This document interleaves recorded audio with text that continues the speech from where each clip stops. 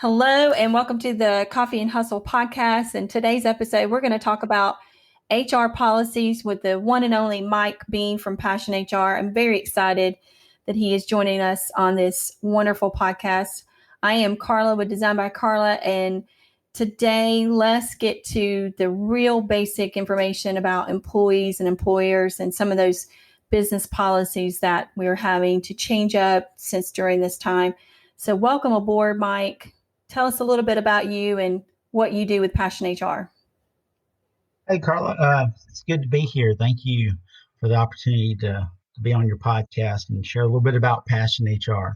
So PassionHR, we're a full-service HR consulting company working with employers of all sizes on helping them to resolve HR matters. Could be a large employer that has an HR department and the staff bandwidth's maxed out, and they'll reach out to PassionHR to do special HR project work for them. Smaller employers, 75 employees or less, we offer 100% outsourced HR services so that instead of hiring an HR professional full time, they can outsource that and basically have a full-time seasoned HR professional acting in a full-time basis. And then we also do talent management, special HR project work, such as HR audits, handbook design, develop and design compensation programs for employers, things of that nature. So Mike, I've heard your story before, but could you give us a little bit about why you named your company PassionHR? Can you give us a little bit of that story and why you came up with that name? Yeah, happy to. So, I have spent about 25 years in industry working, for different companies, automotive, textile, biotechnology, steel, you name it. I've sort of done it from an HR industry standpoint. And back in 2016, from actually 2008 to 2016, I worked for a biotech company here in town, was their chief HR officer. But during that time, I was also president of the North Alabama Society of Human Resource Management. And I had gone to a leadership seminar, and this went to a session, and the speaker gave everybody a little motivational rock. And the rock that was given to me was a little green rock with gold letters that said passion on it. And after the session, I took that rock and that word passion back to the board of the North Alabama Society of Human Resource Management and said, hey, this will be our theme this year, release our HR passion. So everything we did from a planning program standpoint, that was sort of our theme. And we had some branding associated with release your HR passion. And so that rock was on my desk back when I worked for the biotech company. And people would come in my office and they'd look at that rock and say, I like that rock. And so in 2016, I decided, to leave, corporate and start my own company. I thought, well, I know it's going to be HR related. I just don't know what to call it. And was trying to find a proper name for it. And I saw that rock on my desk. And I'm like, passion. I think that sort of defines me and my love for HR. And so I just put passion in front of HR and came up with PassionHR. And to this day, I have a lot of people who will come up to me and they'll say, you know what, your company name really defines you and the employees that work for you. So the whole team has a passion for helping others with, HR matters. So I think it fits my team very, very well, that name. Well, I have to say it definitely fits you and your personality and the kinds of the workmanship that you put out for what you do, and it really has taken off. And we started working together. What has it been? How many years has it been since you and I have been working together? Yeah, I've been in business for 4 years, April 2016. I think we met in like March of 2007 or February of 2017. I think we started working together in March of 2017. So it's been a little over 3 years. Yeah. And it was just over a cup of coffee, It which was. was very interesting. Yeah. And we just hit it off very well. I think that we started off on a real basic, concept of what you wanted in marketing. And then it just kind of took off. And now That's here we because my are. basics, there was a lot to be desired, and you've helped me tremendously. Um, you know, you did my website, you do all my social media, you know, postings, and I get a lot of comments about how um, people will say that Passion HR has really good social media branding, and I I can't take credit for that. I have to give that to you because you've done Oh, well, a thank you very much. phenomenal job. Yeah. And I think that it all has to do with partnership. We have a really unique partnership, and we seem to be very online about our conversations. And I think that's so important. Communication is a very valuable asset when it comes to business. I don't care Yeah, who you've got business with, but I think communication is so huge. And, that's such an important piece, because it's not about just signing the contract with somebody, but it's about communicating and to be able to be on the same wavelength, I would say, building a business. So I've really enjoyed helping you in building your business over the years, and it's always been fun and unique and appreciated too, because I could come to your meeting and always get some little gift from you. And I'm here, I'm supposed to help you, and you turn around and you actually make me feel like I'm part of the company. And that makes me feel very special, especially me and Nicole. When we come and meet with you, never just a normal, it's never a normal, it's never a normal meeting. It's always a powwow. I call it the powwow meetings. there you go. I like it. I like The it. dream, yeah, Well, the thank dream you. team. Yeah, the dream teams together. And Yeah, we actually had some really great lunch meetings with you and Stephanie and so forth. But yeah. you have a great, unique team of people that work for your company, and everybody has its own unique style, but yet you all somehow work cohesively together. And I think that's important. But that makes you also a very good leader in that aspect. And you feel like that you developed that over the years, or is that something that you've been developing with Passion HR? Well, I think when it comes to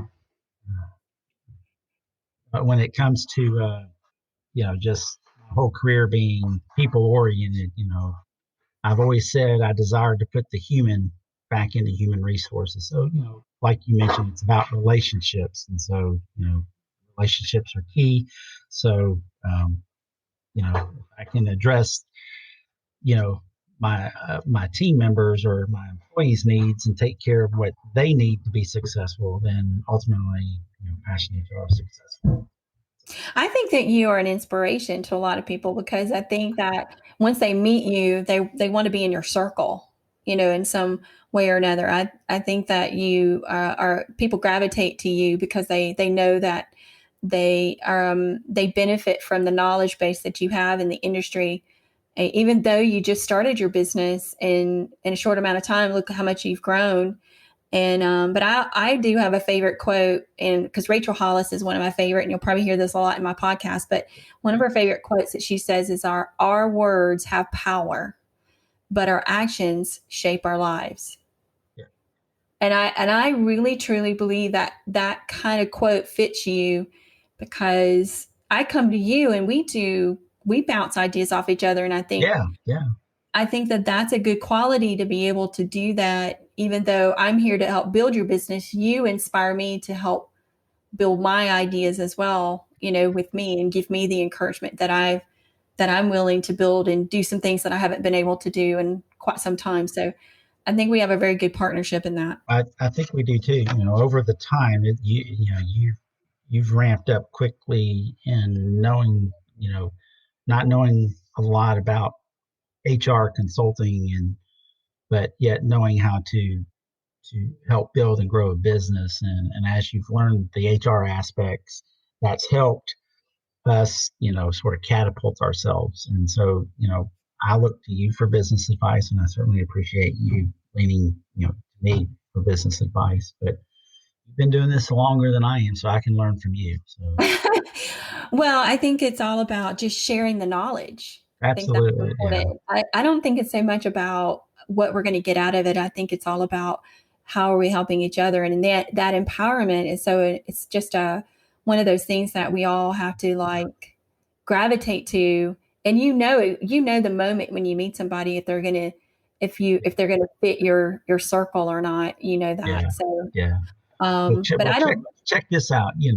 I've always worked for an employer, and then all of a sudden 4 years ago I started Passion HR, and you know I think there's from an entrepreneurial standpoint, there's so many people out there that have an idea or can provide a product or a service, and they just sort of get a little gun shy. And I was, you know, at first myself, like most anybody, reluctant. And I when I started my business, I had one client, and now it's grown and escalated where we have team members and we have multiple clients, and every day is different. I think that's what I like about being an entrepreneur. That's what I like about the consulting businesses. Every client that we reach out to, they have a different HR or business need, and yet from my perspective, the two things that drive me as a business owner is I really like building a brand. I enjoy building the Passion HR brand, along with your help and my team members' help. Then also like leading a group of team members with like-minded mission, vision, core values, and beliefs that has allowed us to be successful. Um, a corporate company could call me and maybe offer me a really good position. I don't know that I would take it. I enjoy what I do, and it's a great work-life balance. And as an entrepreneur, we work more now than we ever did, but I think the reward is great, and so I thoroughly enjoy what I do. Get a lot I of think satisfaction out of it. I think being a business owner has its ups and downs, and we both know that. I've been doing this for well over 17, 18 years, and there's points and times in my business where I've questioned, do I keep going in this way?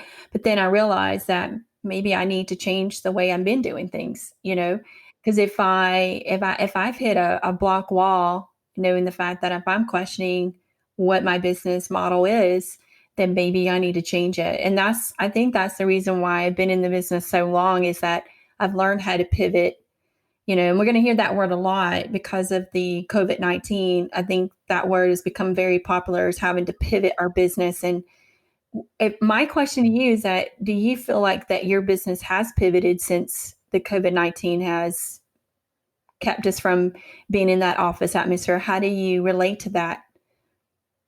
Well, it absolutely has changed simply because the dynamics of our clients.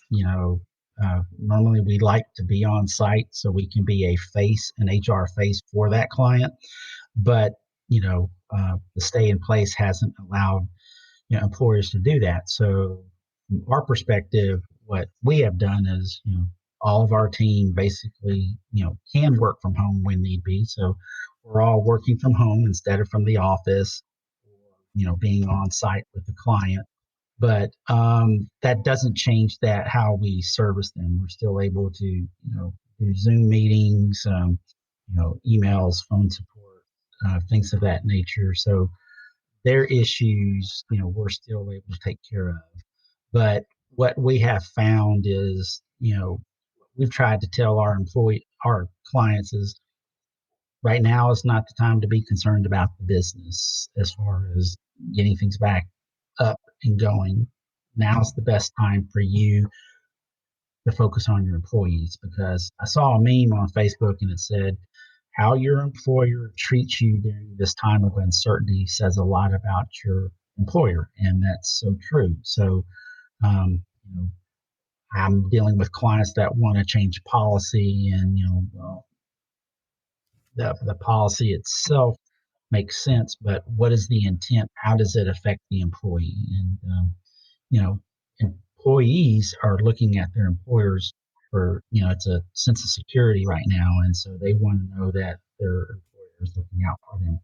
There are certain situations where employers, due to the economic scenario, there could be some really hard decisions to be made. But discussions that I've had is most of our clients, their first priority is let's make sure the needs of our employees are taken care of.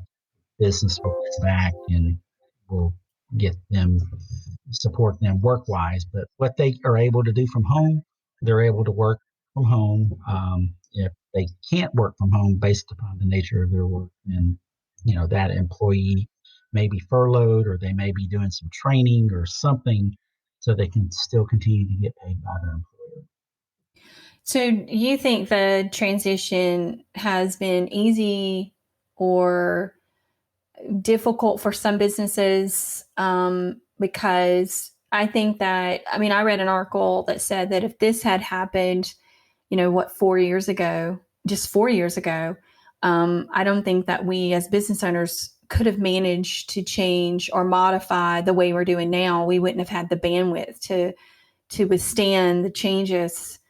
Even though these programs like Zoom meetings and virtual online programs have been existing for quite some time, we've been fine tuning it.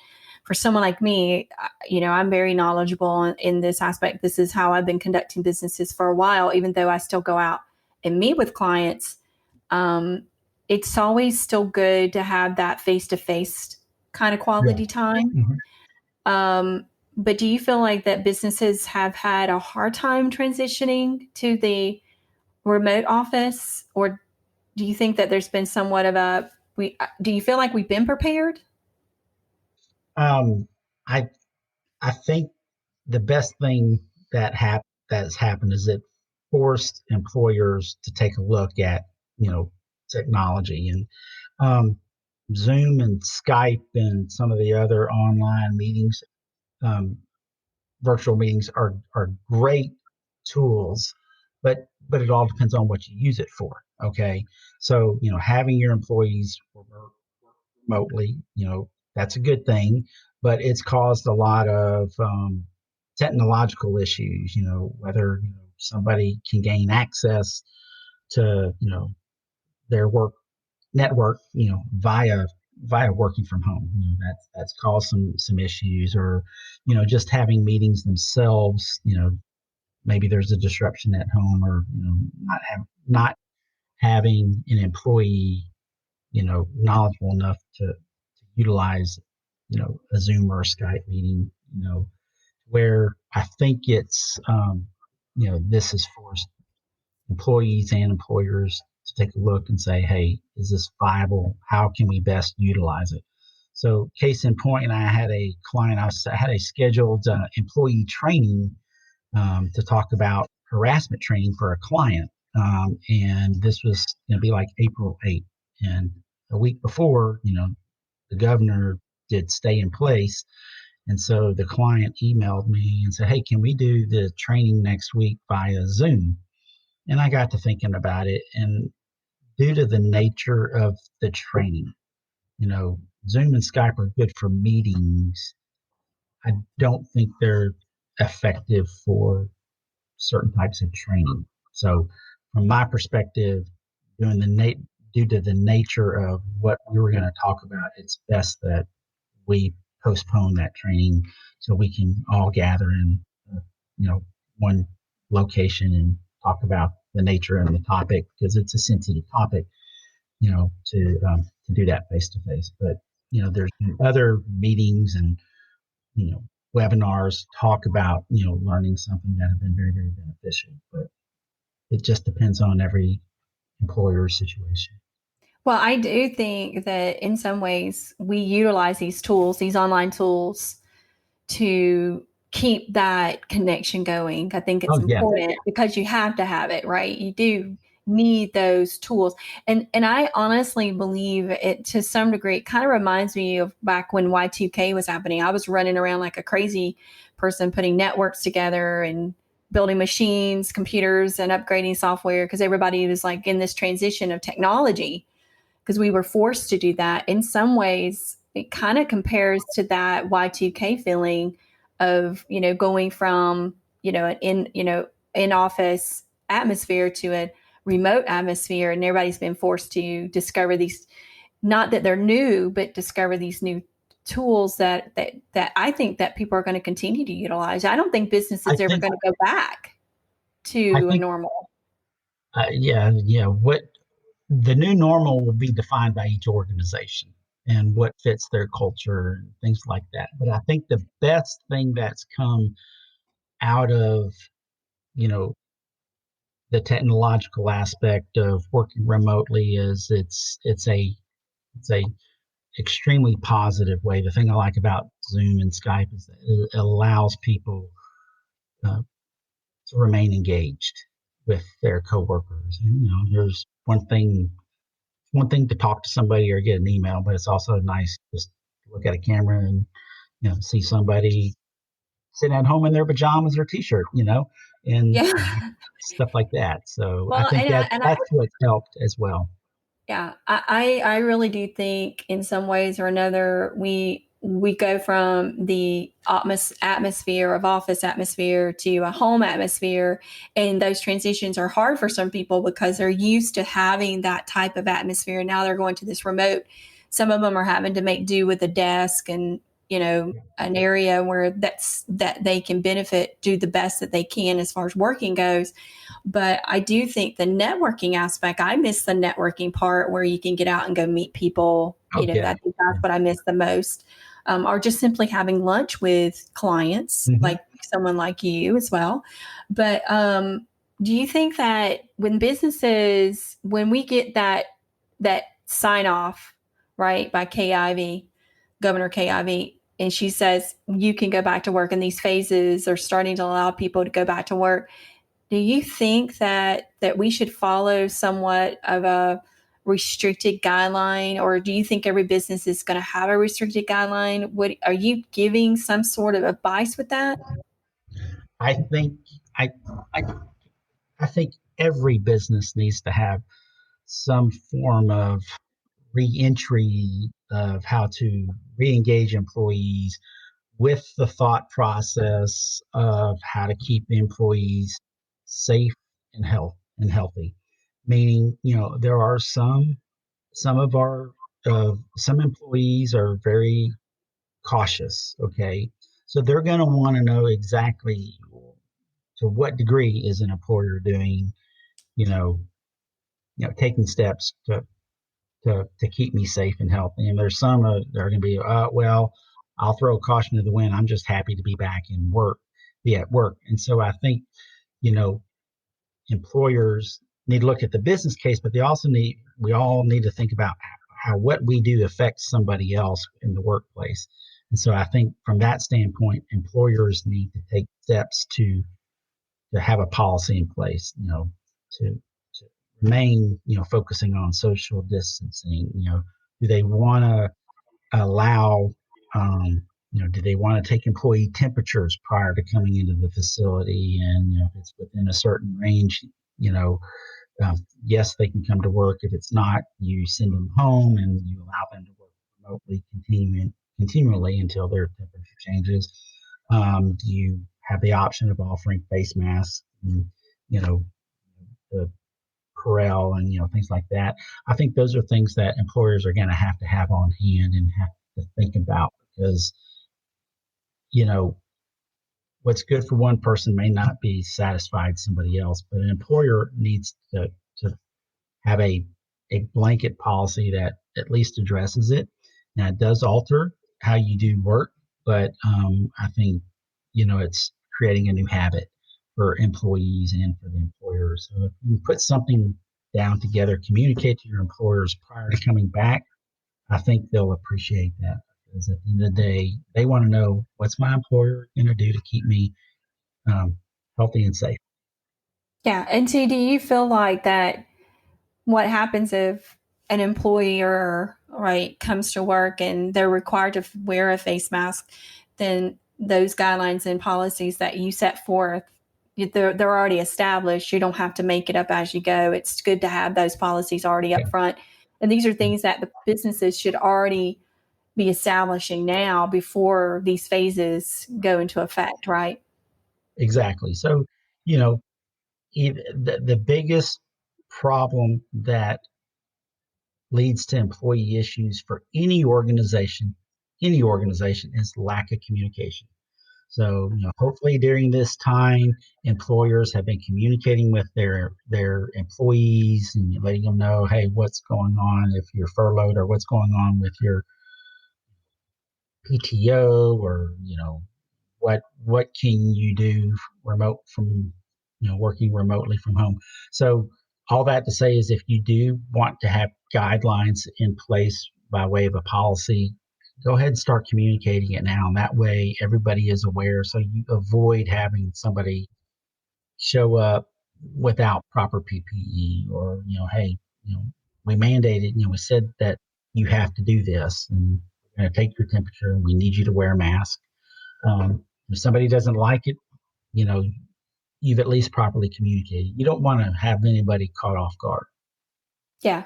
And you're doing those things right now for some of your businesses right now, you're having to revamp their policies and procedures. Yeah. So And like during that, when COVID first started, there was a lot of questions about sick time and PTO, and how do you allow somebody to utilize that in lieu of, the new, expanded Family Medical Leave Act, and, the COVID, the guidelines that have changed, and we did a lot of helping employers set up remote work guidelines, things of that nature.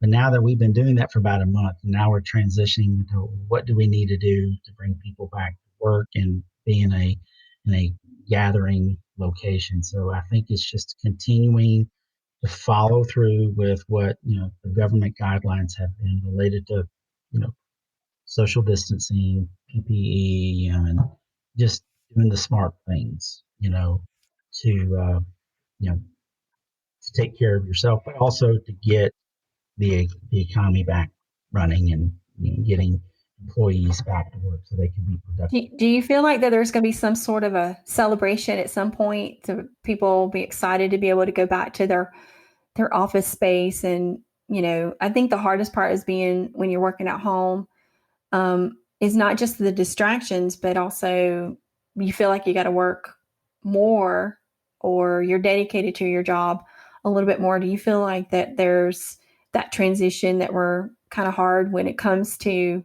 being at home and having a home office? It's a little bit different than an office atmosphere. It does change. Oh, it does change. So, to re-engage um, those employees, I think it's going to be a critical. I think you're going to have to spend time talking to each individual employee and finding out what made them successful and what their issues and concerns were while they worked at home, because they're going to bring some of those issues back into the workplace. And so, I think it's important to have, team meetings, departmental meetings, and say, hey, we need to get back to being a cohesive team. So, what are some things that we can do? What have we learned? What can we do to improve? I think if you communicate that, as well as focus on the needs of everybody when they come back into the workforce, I think you'll alleviate a lot of those problems, as well as get back into being a cohesive team quicker than you know So, Mike, do you want to give us a little bit about some of the newer things that you're doing? What is it, the HR in a box, and what does that look like for some of your businesses that you're trying to launch that for? Right, right. So, during the last, I'll just tell you, business wise, what our approach has been during, working remotely, is taking care of our current clients. Um, we have gotten a lot of requests for, additional services to support clients once we come back out of, you know, working, stay in place and getting back into the economy running again. But what our approach has been is, supporting our clients and friends of Passion HR, and just providing tools to allow them to, manage their employees, giving them sample policies and documents and stuff like that, and answering their questions. And, when things get better, hopefully they'll remember Passion HR, and we can help them in other ways. But one thing we've done, particularly for the small business owner that maybe cannot, doesn't need a full-time HR, you know, practitioner, or doesn't need somebody on a block of time every month, but just has some quick issues, and some needs, some HR needs. We've created a product called HR in a Box, and basically it's a threefold uh, product component. One is it's writing a brand new employee handbook for uh, for an employer, and making sure it's up to date with federal and you know state legislation, from a compliance standpoint, and helping that handbook reflect the culture and the values that are important to that organization.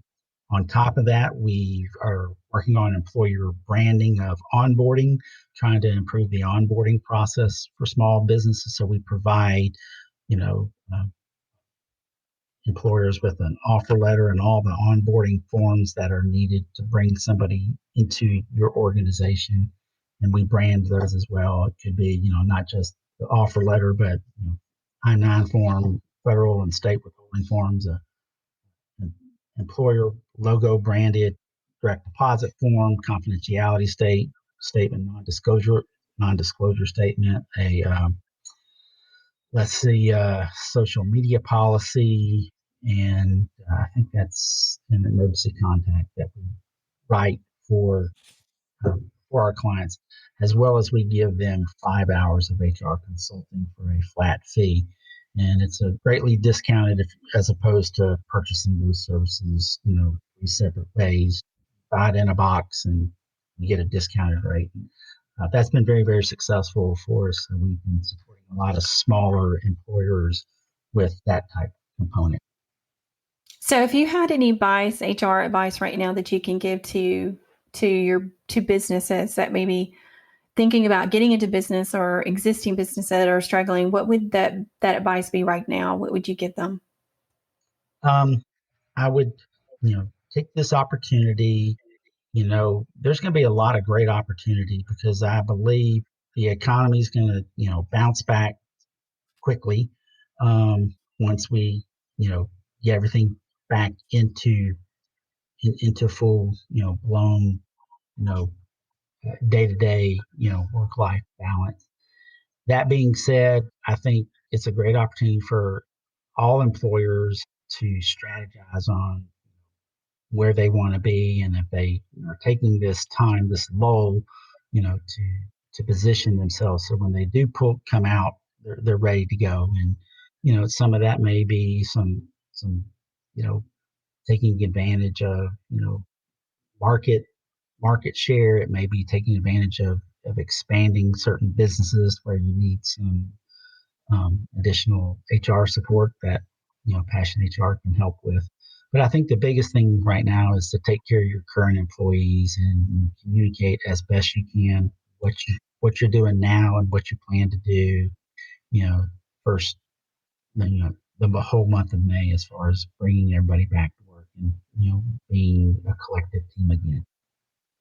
So what does the employee, if they have a an employer that's not returning their phone calls or returning their questions, what advice would you give the actual employee at this point? Well, I'd always say to do the first thing you can do is contact your direct supervisor, direct report. They should, everything should sort of be trickling down from, let's say a larger organization that has leadership team and HR, trickling down to, to a departmental manager, what needs to be done. And, okay.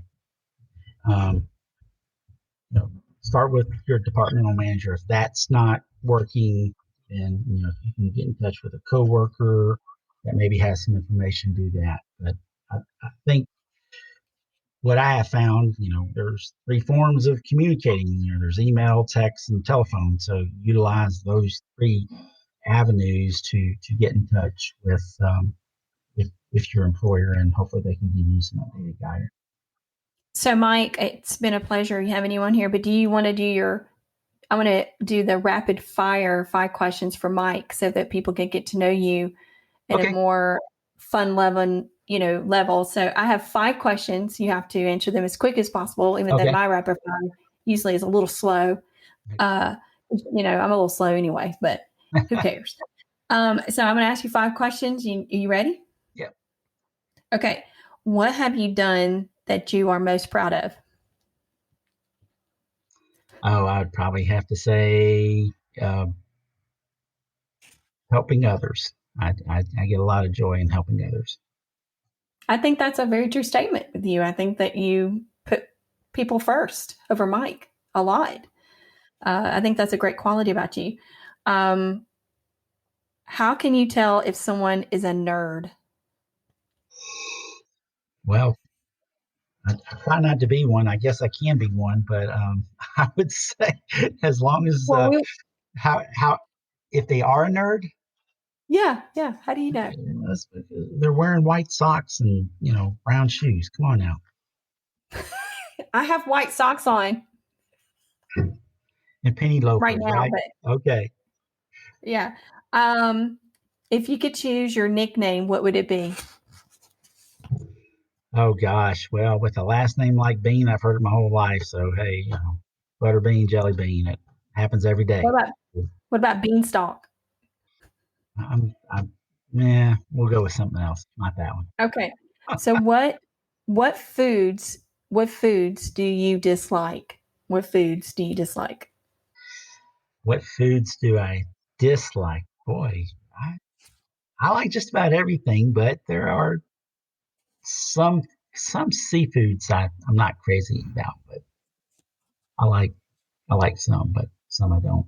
Not a big crab lobster fan or anything like that. I don't like liver. You can forget Oh liver wow. for me. Yeah. I wouldn't like liver either. No, I wouldn't want to eat liver. Okay. So what is your dream car? Oh gosh, probably a BMW X5. All right. Rock it on down the road. I can see you probably the next year getting that. But I like the car I have now, so it's good.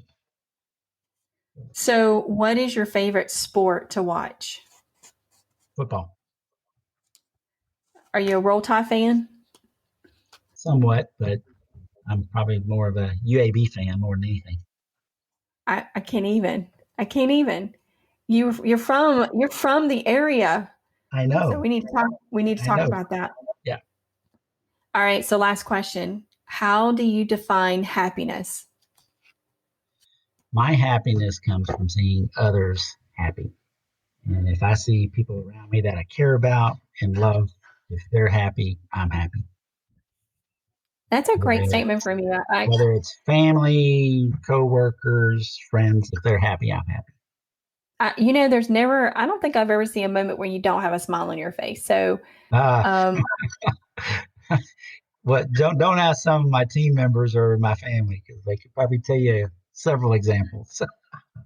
well, from my perspective, I um, know. Thank you. you even got a smile on right now. Just going to let everybody know that. But Mike, thank you. It's a pleasure. Yeah, Thank you for joining this is your first podcast. I'm it actually very is. privileged you The joined first me. of many. How about that? First of many podcasts. I loved it. So I hope you enjoyed yourself. And this is Coffee and Hustle saying goodbye to Mike Bean. So thank you, Mike Bean. I appreciate it from Passion HR. Okay. Well, And thank you. Thank you, Carla. You always make me look bigger and better than I am. So I appreciate you more than you know. well, I appreciate you. So this is Coffee and Hustle signing off, and we'll see you again very, very soon. Okay. Thank you.